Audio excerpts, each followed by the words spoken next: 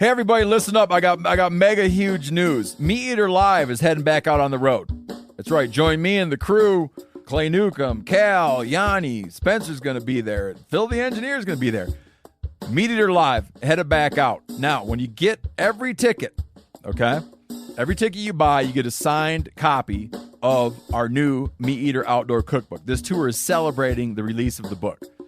Buy a ticket, get a signed copy, Meat Eater Outdoor Cookbook, wild game recipes for the grill, smoker, camp stove, and campfire, which I'll point out is a $38 value. Here's where we're going to go. April 23rd, the Mesa Arts Center in Mesa, Arizona. April 24, the Balboa Theater in San Diego. April 25, the Grove in Anaheim, California. April 27, the Crest Theater in Sacramento.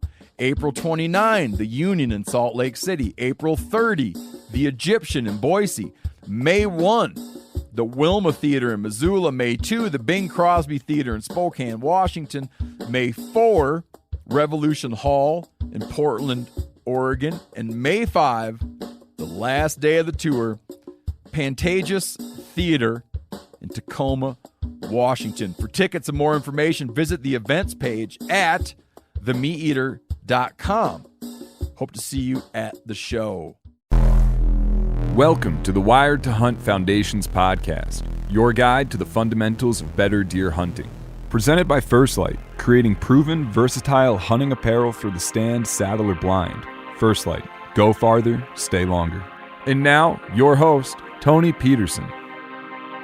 Hey everyone, welcome to the Wired to Hunt Foundation's podcast, which is brought to you by First Light. I'm your host, Tony Peterson, and this episode is all about the realities of planting a kill plot for most whitetail hunters.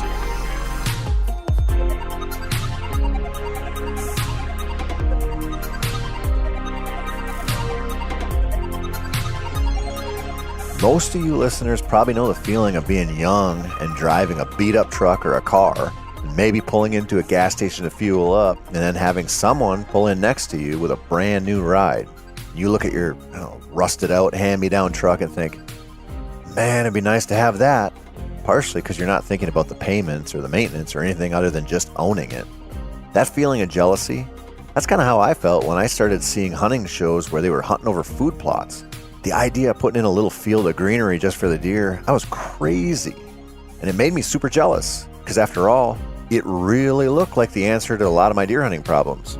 Probably does to you, too, if you've never planted one. The truth is, food plots aren't really a magic bullet. They are worth it if you have the ground and the means.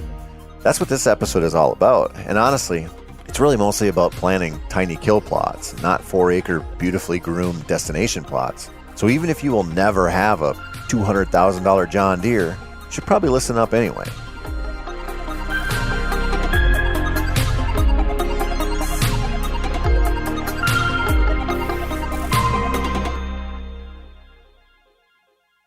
Have you ever watched somebody tie a fly? It looks so easy. See them pick up a hook, often a ridiculously small hook, but it doesn't have to be. And they'll place the hook in a vise so that the hook shank is horizontal. Scattered around that vise if they're like me, or probably organized around the vise like surgeon's tools if you're like Mark, you'll see all kinds of interesting tools and bags of feathers and thread and tiny scissors. All kinds of highly specific things that should help you create something that looks like a bug or a minnow or a hellgrammite or something that would probably be found on the menu of a trout's favorite restaurant. Now, the first step is usually just to wind some thread on the hook shank. Maybe that's black thread or green or brown thread. Maybe it's a full wrap all the way down the shank of the hook or a partial wrap just near the eyelet. With slow rotations of the tool, that holds the thread in place and allows the fly tire to keep things nice and tight. It looks pretty simple so far. Then they might pinch off some fuzzy material and work it onto the thread. This dubbing then gets wrapped around the shank to produce what would essentially be like the insect's body. After that, the fun begins. Maybe it involves carefully measuring out a pinch of elk or deer hair, the kind of hair that is naturally buoyant because it's hollow and also happens to allow a dry fly to float. This hair, it'll get held along the dubbing and wrapped over and over with thread. Once that's finished, That little patch of hair is secured on top of the dubbing. The miniature scissors come out. You do your best great clips impression and snip the hair off evenly. Now the fly has a body, a main body, and what looks like some kind of wings. Probably if you have an IQ of 1 and are looking up through the water column of a fast-moving stream at it anyway. Then after that comes the hackle. The dried skin, complete with the feathers of a wildly colored chicken or maybe a rooster pheasant.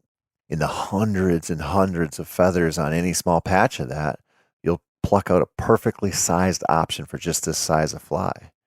You rub away some of the feathers, those fuzzy little feathers at the stem of the individual feather, and then hold it to the body of the fly near the head. A few thread wraps later, and you can grab another specialized tool that looks kind of like, like a tiny pair of tongs you'd create if you were a veterinarian and had to help like a hamster-sized critter give birth, like a particularly difficult birth, by getting a hold of the youngster during the process and yanking it out. I know that's a weird visual, but bear with me here.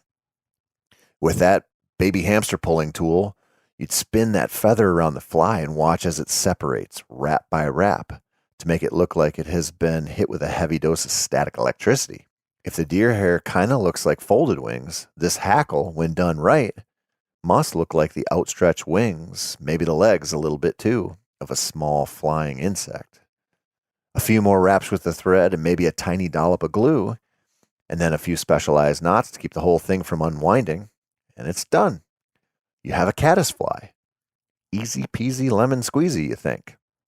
Since, it looks so easy from the casual observer's perspective, but in reality, it takes a lot of practice and going through a lot of really shitty flies to get to that point. But you know what else is a hell of a lot harder to do than it looks? Golf, probably. But also creating a decent kill plot that will actually grow and produce something the deer will consistently eat. You know how I know this? Because I was not put on earth to grow stuff. I don't think anyone in my family was, to be honest. We can barely keep the hardiest of plants alive, and have been known to kill a few cacti in my day, which brings up the Demetri Martin joke about being less nurturing than a desert. Well, that's what we are. But I have messed around with food plots quite a bit, and I know a few things about making kill plots, mostly from the things I've done wrong. It has been a slow process, but I have managed to get some clover to grow and some oats. My little girls have managed to shoot a few deer in these plots, which is pretty satisfying. And the process really is pretty simple, like tying flies, but there's a lot of nuance to it. And the best thing you can do before clearing ground and starting the process, as long as you have a place to do it, is to ask yourself if you really need a kill plot. If you hunt around tons of ag fields in Iowa or Illinois or somewhere, it might be a hell of a lot of squeeze for very little practical juice. That's not to say it isn't worth it still, because there's more to planning and maintaining a food plot than just killing deer in it, but it's worth thinking about. Now, if you're in the northern Wisconsin woods or maybe the mountains of Pennsylvania or some other region that is heavy on timber but light on destination food sources, a kill plot might be one hell of a good idea. Giving the deer something they don't have easy access to is kind of a no-brainer. Like, putting a pond in where water sources are scarce, or hinge cutting the crap out of some trees in an area where food is plentiful, but bedding cover is rare. The thing is, no matter where you might want to put a food plot in, you'll want to get your soil tested first. I thought this was stupid, and I told a good buddy of mine just that when we bought a small property together in 2013. The soil, I said, it looks as black as the soil in southeastern Minnesota where the crop yields are real high. And so I figured we didn't need to test it. My buddy, who can fix anything, and that makes me really jealous, said you can't tell anything by looking at soil. And he was right, of course. It's kind of like a different friend of mine telling me very recently that the golden retriever puppy he ordered has a dad that looks like a dog he owned 20 years ago. And since that dog was a good pheasant hunter, some crazy aesthetic transcendent properties will come into play and the new puppy should be a rooster flushing machine. That's not really how it works, unfortunately. Anyway, get your soil tested. Follow the instructions so you do it right. You want to know the pH of your soil. what the soil consists of for organic matter. You want to know what the fertilizer recommendations are from the pros. This is like the instruction booklet, sort of, for how to build a little deer buffet. Starts with the soil. You also want to eyeball your plot just to see how much sunlight it'll get. Sun is real important to plants since it delivers tiny little packets of energy called photons. Plants need these. And while you might think about putting a kill plot in on a logging road in the timber and then just using some kind of shady seed mix, that's a tough one in my experience. Without a decent amount of sunlight throughout the first months of the growing season, just going to be in trouble quite a bit. I mean, I find myself cutting down shrubs and trees around my kill plots every spring in the interest of keeping the sunlight in and the shade out. I also find myself fighting weeds a lot. And you will too if you march into the woods and start clearing out 1/8 of an acre to plant some clover or something. The soil, just about anywhere, but especially in the woods, is going to be ripe with seeds of all kinds. It's just waiting for the canopy to open up, and so it can sprout all kinds of undesirable grasses and weeds and other plants. This is a lesson just about every food plot first-timer learns. How you deal with this is up to you. I once wrote an article for Outdoor News about spraying a small food plot with Roundup to kill it off, and you'd have sworn I advocated drowning Labrador Retriever puppies just for fun while simultaneously kicking toddlers in the face with steel-toed boots, also for fun. I guess the people who got super mad at me conveniently ignored the widespread use of the herbicide and many others by, people working thousands of acres of land and producing the food that the world eats. Kind of like how anti-hunters focus on us being just horrible people because of what we do to animals, but not really focusing on the general public and their appetite for pigs and cows and chickens and stuff, and, the factory farming that goes along with feeding a population of billions and all the bad stuff there. Anywhooski, maybe you have to clear out and till up your spot and then spray it or burn it or do something, cast a curse on it. I don't know, Harry Potter, that shit. The weeds, they're going to be an issue every year. This is especially true if you're making an elbow grease food plot and don't have any real equipment besides what amounts to sweat equity and manual labor. Most first-timers opt for a seed blend to start with as well, figuring that if, we like a variety in our diet, why not the deer? Also, why not give all kinds of edible plants the chance to grow instead of one type that might be susceptible to drought or too much rain or whatever? Listen, results vary, of course, but my experience in this realm is that my seed blend plots become an awful lot like weed blend plots. That's a dad joke for you guys. I find it's easier to pick something that should grow in my world and should be appealing to deer almost the entire season. That rules out the blends, but also some of the stuff like brassicas and other food plot plants that might be more beneficial as the season gets later and later and later. Personally, I want something the deer will eat in September, October, and at least early November. That's just me, though. You do yours according to what your hunting strategies are and where you live and what your soil's like. Now, I also like planting perennials, which means it's going to come back year after year without reseeding. This leads me right back to clover, typically, because the deer love it. It's pretty hardy, and a good planting will last me up to about 5 years. Because even my clover plots are so-so, I will also throw in a handful of oats, usually in August. Oats will damn near grow on pavement if they get a little rain, so this is like an insurance policy in case my clover sucks. Plus, where I have kill plots, good deer food is pretty hard to come by. So even oats, especially fresh oats that haven't headed out yet, pretty attractive. This is sort of my go-to from year to year. Now, I do spend quite a bit of time each spring hauling in bags of lime and sometimes fertilizer. It's like my soil is always in need of a pH boost that lime provides, and it's always in need of the extra juicy juice that fertilizer provides. I've learned all of this through trial and error in the places where I can mess with a plot. You're going to have to find your own way. But if I could offer up general advice, it would be to stick to the instructions and keep things simple. The simpler you go, the easier it is to figure out your problems and remedy them. I'd also advise this. Keep your expectations in check. My absolute favorite part about putting in kill plots is putting in kill plots. It's fun to get your hands dirty and clear out a little spot for the deer. It's fun to watch the forecast and cross your fingers and realize that you have a bed of deer munchies growing out there that you did yourself. What's not fun, at least for me personally, is hunting over a plot. I don't know why. And it's not to say I don't, because sometimes I do. But I get far, far more enjoyment out of working the land, getting something to grow, and then going to hunt somewhere else. I do, as I mentioned earlier, love taking my daughters out to a kill plot when I know at least a few deer have been using it somewhat consistently.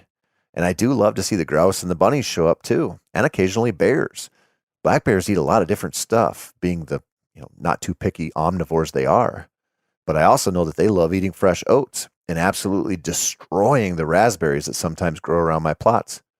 I think that's pretty cool, although I can't really articulate why. Now, another thing that you'll learn to love about food plots is that if you want to keep them going, you got to do the work. A lot of whitetail hunting isn't really that much work these days, which is one of the reasons we love trail cameras. They just do so much of the heavy lifting for us. Now, unless you pay someone else to put your plots in, which if you do that, you're not really worried about a small kill plot in the woods anyway. You're just going to have to do some work from year to year. There will be brush to clear in the winter, soil to work in the spring, maintenance like mowing throughout the season. And probably, if you're like me, you'll just find yourself pissing off some yellow jacket nests in the process because those feisty sumbitches seem to love food plots, and it gives me super great satisfaction to find a nest of them that has recently been dug up by a bear. Take that, you stingy pricks. So, is a little kill plot the answer to your deer hunting woes? Probably not. But it's another part of the process to love, and it just might keep a doe group or two around one of your favorite stand sites. Or maybe you're into it just for your first buck. And that little 6-pointer who kind of got booted out of his home range and he's looking for someplace new decides to set up shop in your clover. Maybe that's good enough and you're going to be able to go in there and shoot him. Or those doe groups that swing through for a mouthful of clover happen to decide that your kill plot is going to be a part of their day-to-day life. And on one of those days, maybe about the first week of November, one of the big boys in the neighborhood will follow them into the plot while you're sitting over it. Or maybe, I don't know, maybe you know someone who's never killed a deer and they'd be tickled pink to arrow a doe, and you could facilitate that right quick with your little clover plot. Or perhaps you have twin girls who want to contribute to the family dowry of venison.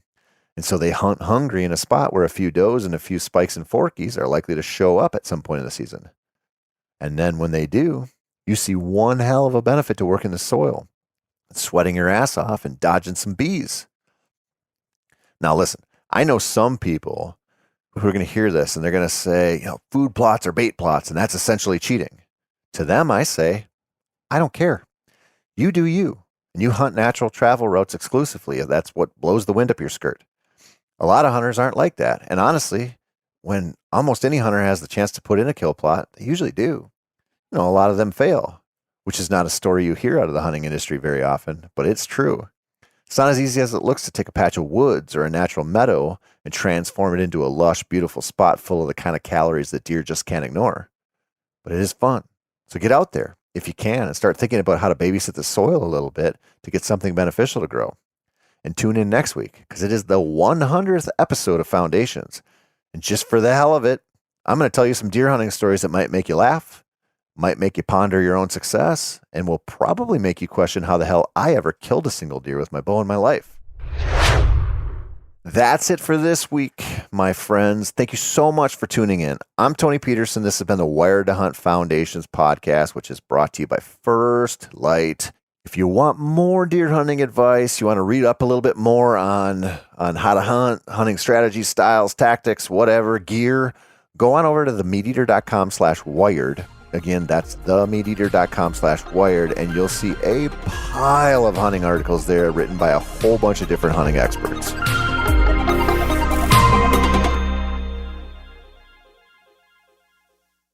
Hey everybody, listen up. I got mega huge news. Meat Eater Live is heading back out on the road. That's right. Join me and the crew. Clay Newcomb, Cal, Yanni, Spencer's going to be there. Phil the engineer's going to be there. Meat Eater Live headed back out. Now, when you get every ticket, okay? Every ticket you buy, you get a signed copy of our new Meat Eater Outdoor Cookbook. This tour is celebrating the release of the book. Buy a ticket, get a signed copy, Meat Eater Outdoor Cookbook, wild game recipes for the grill, smoker, camp stove, and campfire, which I'll point out is a $38 value. Here's where we're going to go. April 23rd, the Mesa Arts Center in Mesa, Arizona. April 24, the Balboa Theater in San Diego. April 25, the Grove in Anaheim, California. April 27, the Crest Theater in Sacramento. April 29, the Union in Salt Lake City. April 30, the Egyptian in Boise. May 1, the Wilma Theater in Missoula. May 2, the Bing Crosby Theater in Spokane, Washington. May 4, Revolution Hall in Portland, Oregon. And May 5, the last day of the tour, Pantages Theater in Tacoma, Washington. For tickets and more information, visit the events page at themeateater.com. Hope to see you at the show.